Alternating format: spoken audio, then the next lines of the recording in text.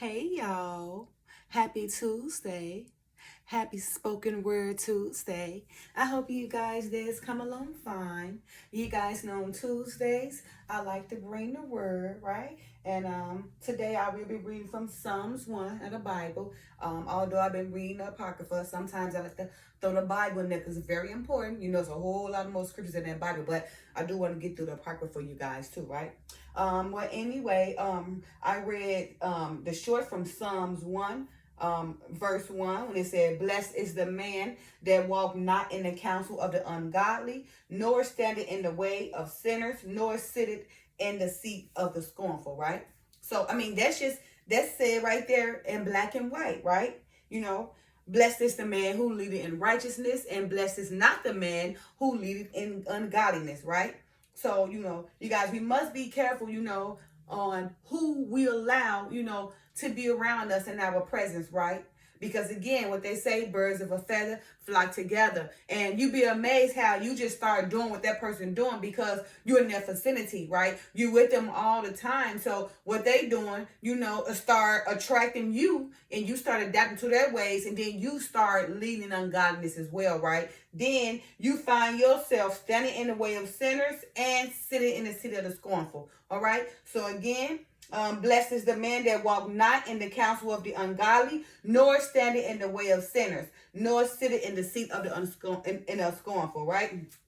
And that is from Psalms 1, what I'll be reading right now. In fact, that is the very first verse in Psalms 1, okay? And the header of Psalms 1 is called the godly and the ungodly. So it's just basically telling you about the godly and the ungodly, what the godly can expect and what the ungodly can expect, right? All right. So verse 1. Blessed is the man that walketh not in the counsel of the ungodly, nor standeth in the way of sinners, nor sitteth in the seat of the scornful, which I done this morning.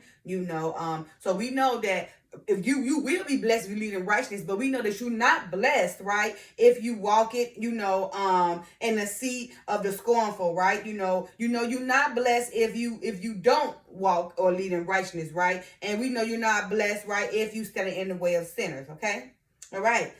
Verse 2. Now, but his delight is in the law of the Lord, and in his law doeth he meditate day and night. Okay. So again, blessed is the man that walketh not in the counsel or the godly, or who don't stand in the way of sinners, or who don't sit in the way of the scornful, right? Or who sit in the seat of the scorners, right? But his delight is in the law of the Lord, and in his law doeth he meditate day and night. So that's the person who blessed, the person who meditate in the Father's law day and night. Okay. Verse 3. And he shall be like a tree planted by the rivers of waters, that bring forth his fruit in his season. His leaf also shall not wither, and whatsoever he do shall it prosper, right? So you see what this blessed person should expect. So again, this blessed person, right, verse 3, now, and he should be like a tree planted. So this blessed person shall be like a tree planted by the rivers of waters, right, who bringeth forth his fruit, right, in his season. Also, his leaves should not wither, and whatever he do, whatsoever he decide to do, he shall prosper, right? So that's a blessed person, right?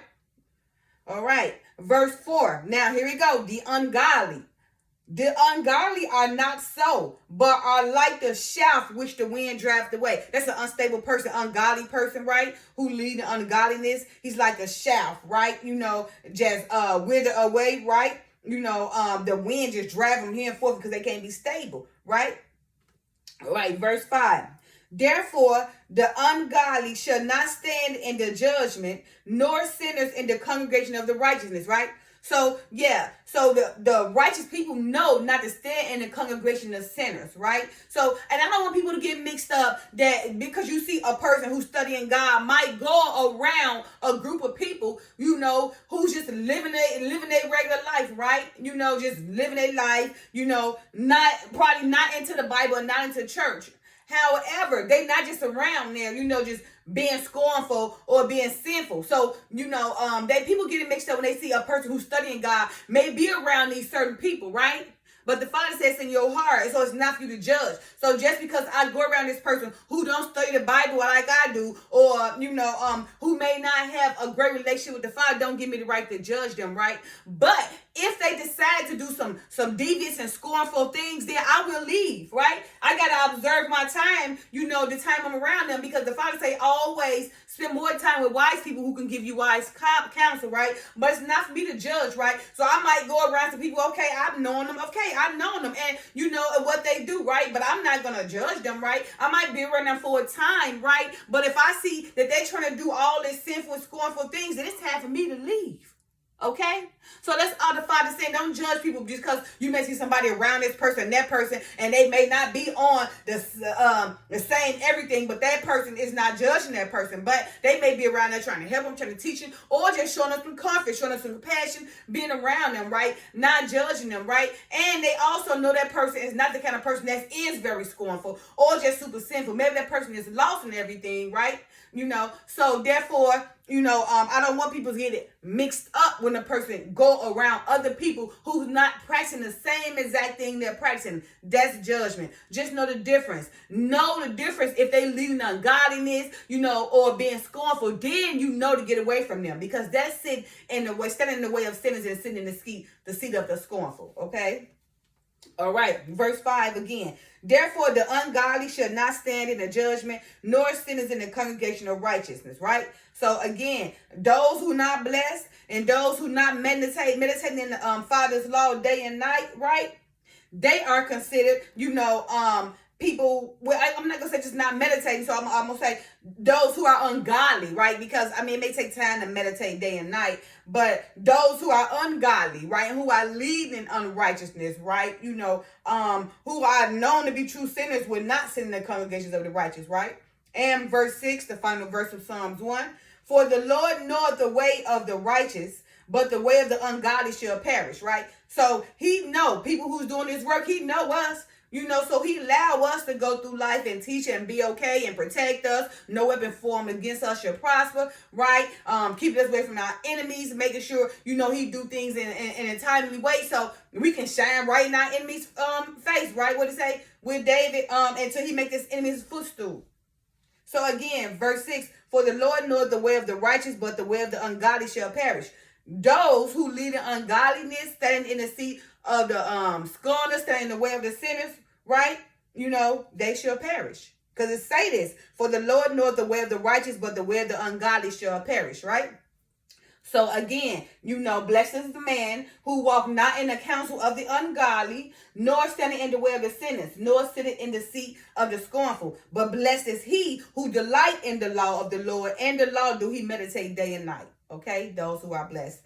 All right, so I'm going to Psalms 2, right?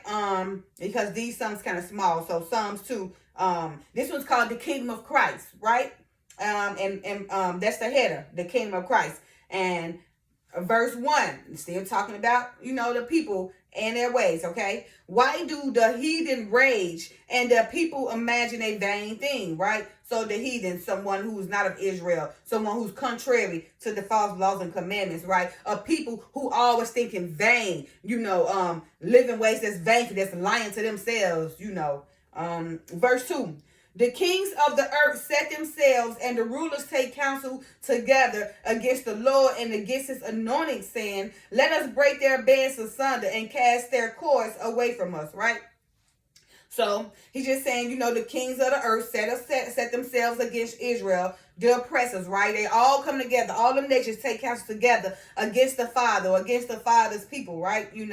And against his anointed ones who, who's working for the Father. And they saying to the anointed ones, let us break their bands asunder and cast away their cords from us.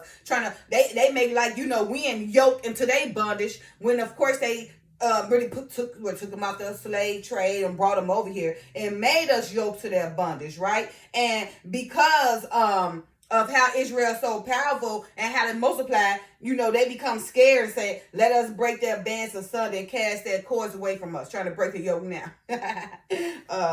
Only because of the multiplication of Israel, right? Not from anything else, not from them being their servitude or anything like that, or, from them taking rulers or all nations going against them, but because of the multiplication of Israel and the strength in everything, right? And they know how they can unify. So they look at that as a threat. Verse 4, he that sitteth in the heavens shall laugh. The Lord shall have them in derision. Then shall he speak unto them in his wrath and vex them in his sore displeasure. So he's saying, right, the Lord that sitteth in the heavens shall laugh. He laughing at people right now. He notices earth. He notices this world, right? He should have them in derision. Look how many people is confounded and confused, right? In a reprobate mind, right? And he should speak to him during his wrath. The wrath of the judgment that's coming to them because of all their sinful ways and all the things they putting out there, right? And vex them in his sore displeasure, right? Oh, their spirit be so vexed, nothing can go right. Everything is so troublesome with them, right? Because the Lord have them in derisions, right? And laughing at them, right?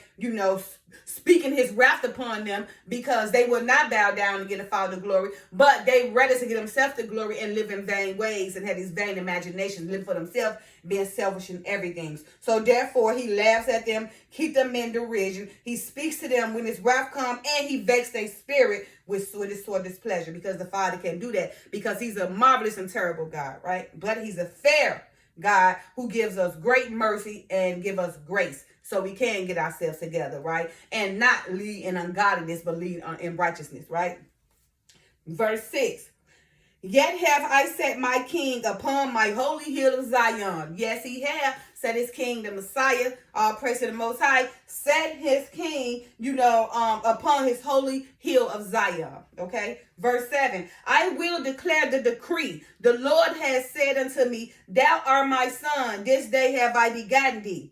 Ask of me, and I shall give thee the heathen for thine inheritance, and the uttermost parts of the earth for thy possession. So the Father just saying, he will declare the decree. The Lord has said to me, thou art my son. This day have I begotten thee. So the kingdom of Christ, it was the Father saying, he's speaking to us all, declaring that the Messiah is his son and he's begotten thee. And also, right, through his son, he's saying, ask him, right? And he shall give thee the heathen for thine inheritance, and the uttermost parts of the earth for thy possession. Yes, remember, our inheritance has been really taken for us right now by our presence, because of how our forefathers sinned and how we continue to sin, but we now becoming unified, right? But he's saying that if you would come to him in spirit and truth, right, and meditate his laws and commandments and lead in righteousness, then he's saying, ask of me, and I shall give thee the heathen for thine inheritance. He would make your oppressor your enemy, make your enemy that footstool. So if you ask that very heathen, that very oppressor, he's going to turn to you to allow you to overcome them, right? And also, when you're doing his works and leading in righteousness, then he allowed you the possessions of the uttermost part, right, of the earth for your possession, right? So you see sometimes great righteous rulers that you probably don't see all in limelight, but they got it going on because they got their possession of the uttermost parts of the earth, because the Father allowed them to have it, because he asked them, because they asked the Father, but at the same time, they honor the Father. And truth and righteousness. And do they meditate? And they don't. And they meditate in his law and truth and righteousness. Okay? Verse 9. Thou shalt break them with a rod of iron. Thou shalt dash them in pieces like a potter's vessels. So it's still talking about the heathen, okay? When he come and he give the earth to them for possession, or, those who also he already gave the earth for possession, right? He break their heathen, he break their oppressor with the rod of the arm and dash them to pieces like a potter's vessel, right? So those who's following the Father in truth and righteousness and leading in righteousness, right? That one is blessed. Remember, his leaf does not wither. He don't stand in the way of sinners. He don't sit in the seat of the scornful, but he delight in the law of the Lord. He meditate, in the laws day and night. So therefore, he is treated and he is grown like a tree planted by the rivers of the waters, right? He's bringing forth his fruit in his seasons, and his leaves don't wither, and whatever he do shall prosper. So again, that's why he say, thou shalt break thee with a rod of iron. Thou shalt dash them in pieces like a potter's vessel. Because when the Father come, free his true Israel, all those who already meditate in the law, have you already freed, right? They will be a witness to see, how he break the heathen, with the rod of iron, and how the heathen was dashed into pieces, like the potter's vessel, right? The potter's vessel, I think that was probably Nebuchadnezzar back then. Verse 10, be wise now, therefore, O ye kings, be instructed, ye judges of the earth. Okay, he's saying be instructed, be wise, right? Be instructed from this Bible, right? Bible, biblical instructions before leaving earth, or Bible, basic instructions before leaving earth, or I even added another B, or Bible blueprint instructions before leaving earth. It's the blueprint, okay? So again, be wise now, therefore, be wise now, therefore, O ye kings, he instructed ye judges of the earth, right? Read the Bible. The instructions of the Bible is in here. Okay, the instructions. The Bible are your instructions or your blueprint, right? So again, be wise now, therefore, O kings, be instructed, ye judges of the earth. This is the history. It teaches you how to live as well. Verse 11, it says, serve the Lord with fear and rejoice with trembling. These are the instructions. Serve the Lord with fear and rejoice with trembling. Remember, Bible, blueprint information before leaving earth, or biblical information before leaving earth, or basic information before leaving earth. But right now, we're going to say it's the blueprint because these are instructions. Again, serve the Lord with fear and rejoice with trembling. And verse 12, final verse of Psalms 2. Kiss the Son, right? Which can be say, be Christ-like, okay? Kiss the Son again, which we could just say, be Christ-like. Lest he be hungry, okay? Lest he be hungry, lest he fall, right? And be needful and be wantful, right? And then be trodden down against because he's so needful and wanted, right? It say, kiss the Son, lest he be hungry, and ye perish from the way, or you're going to perish, remember? Because again, he said, the way of the ungodly shall perish, okay? And ye perish from the way when his wrath is kindled but a little. Okay, so again, be Christ-like, lest ye fall and ye perish from the way. Okay, when his wrath is kindled but a little. Only a little, you still gonna fall for the way when his wrath is kindled, right? He said, blessed are all they that put their trust in him.